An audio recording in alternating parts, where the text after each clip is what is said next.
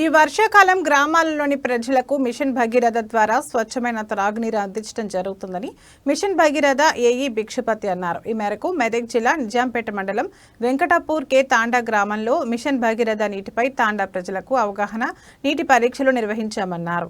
ఈ సందర్భంగా ఆయన మాట్లాడుతూ రాష్ట్ర ప్రభుత్వం మిషన్ భగీరథ ద్వారా స్వచ్ఛమైన త్రాగునీరు అందించడం జరుగుతుందని ప్రజలు మిషన్ భగీరథ నీరును సద్వినియోగం చేసుకోవాలని కోరారు. గ్రామంలో మిషన్ భగీరథ నీళ్లను ల్యాబ్ అధికారుల సమక్షంలో పరీక్షలు నిర్వహించి అవగాహన కల్పించామన్నారు. మిషన్ భగీరథ నీళ్లపై ఇలాంటి అపోహలు పెట్టుకోవద్దని తాండవాసులకు తెలియజేశారు.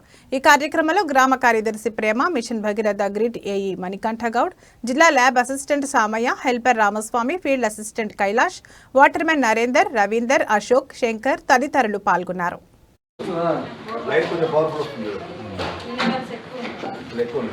ఇది మన భగీరథ వాటర్ తక్కువ. ఇప్పుడు డబ్బా వాటర్ జీరో అదే దాంట్లో ఫస్ట్ లీటర్ ఎక్కువ వస్తుంది, మధ్య లీటర్ తక్కువ వస్తుంది, చివరికి వెళ్ళాక 0.2 ఉంటుంది. మినిమం 0.2 అనేది ఉండాలి. ఉంటే మనకు ఆ క్లోరినేషన్ కలుపుతాము. ఒకవేళ ఏదైనా బ్యాక్టీరియా ఉంటుంది దాని పోతుంది. తండా గ్రామానికి వచ్చి ఈ మిషన్ భగీరథ వాటర్ పైన అవగాహన వీళ్ళకు నిర్వహించడం జరిగింది.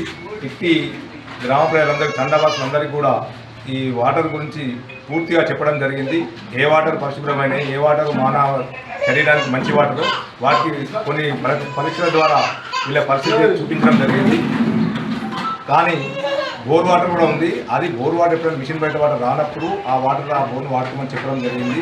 రెగ్యులర్గా మిషన్ బయట వాటర్ వస్తుంది. రానప్పుడు మాకు సెక్రటరీ గారు కానీ మా ఏరియాలో ఉంటాం, మా ఇంటిమేషన్ ఇవ్వమంటున్నాం, నెంబర్ కూడా ఇస్తాం వాళ్ళకి. కాబట్టి